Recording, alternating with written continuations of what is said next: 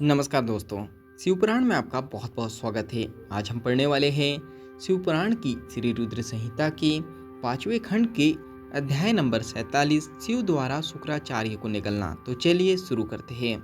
व्यास जी बोले, हे ब्रह्मपुत्र सनत कुमार जी, शिवगणों द्वारा जब शिव जी को यह ज्ञात हुआ कि दैत्य गुरु शुक्राचार्य दैत्यों को पुनः जीवित कर रहे हैं और शिवगण उन्हें बंदी बना लाए हैं, तब क्रोधित होकर शिव जी ने शुक्राचार्य को निकल लिया था।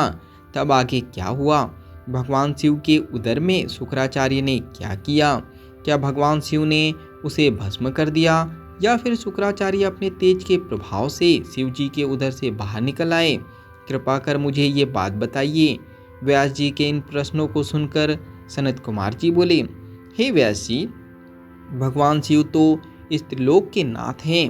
वे साक्षात ईश्वर हैं। उनकी आज्ञा के बिना इस संसार में कुछ भी नहीं होता। उनके कारण ही यह संसार चलता है।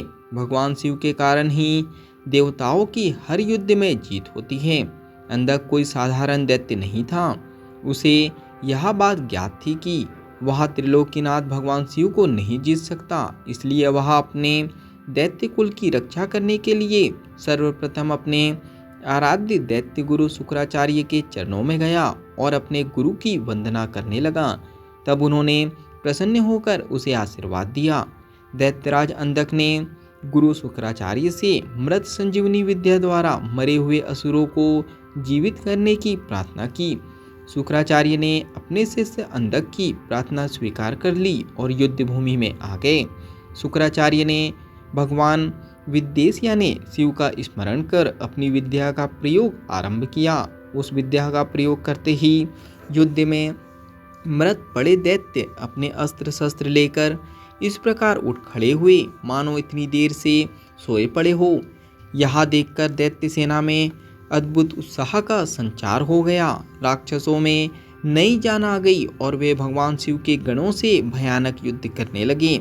शिवगणों ने जाकर यह समाचार नंदीश्वर को बताया कि शुक्राचार्य अपनी विद्या के बल से मरे हुए दैत्यों को जीवित कर रहे हैं। यह जानकर नंदी सिंह की भांति दैत्य सेना पर टूट पड़ी और उस स्थान पर जा पहुंचे जहां शुक्राचार्य बैठे थे। अनेकों दैत्य अपने गुरु की रक्षा करने के लिए चारों ओर खड़े थे। नंदी ने शुक्राचार्य को इस प्रकार पकड़ा कि जैसे शेर हाथी के बच्चे को पकड़ लेता है। वे उन्हें उठाकर तेज गति से वहां से निकल पड़े। नंदीश्वर को इस प्रकार अपने गुरु को उठाकर ले जाते देखकर सभी दैत्य उन पर टूट पड़े, परंतु नंदी अपनी वीरता का परिचय देते हुए सबको पछाड़ते हुए आगे बढ़ते रहे। नंदी के मुख से भयानक अग्नि वर्षा हो रही थी, जिससे दैत्य उनकी ओर नहीं बढ़ पा रहे थे। इस प्रकार कुछ ही देर में नंदी शुक्राचार्य का अपहरण करके उन्हें भगवान शिव के सम्मुख ले आए। नंदी ने सारी बातें भगवान शिव को कह सुनाई। यह सब सुनकर देवाधिदेव महादेव जी का क्रोध बहुत बढ़ गया। उन्होंने दैत्यराज शुक्राचार्य को अपने मुंह में रखकर इस प्रकार निगल लिया, जिस प्रकार कोई बालक अपनी पसंदीदा खाने की वस्तु को पल भर में ही सटक जाता है। यह अध्याय यहीं पर समाप्त होता है। जब तक के लिए आप कमेंट्स में सनातन लिख सकते हो और चैनल को सब्सक्राइब कर सकते हो और बेल आइकन को दबा सकते हो ताकि आने वाला अध्याय आपसे मिस ना हो सके। तो बाकी हम लोग मिलेंगे अगले अध्याय में। जब तक के लिए धन्यवाद।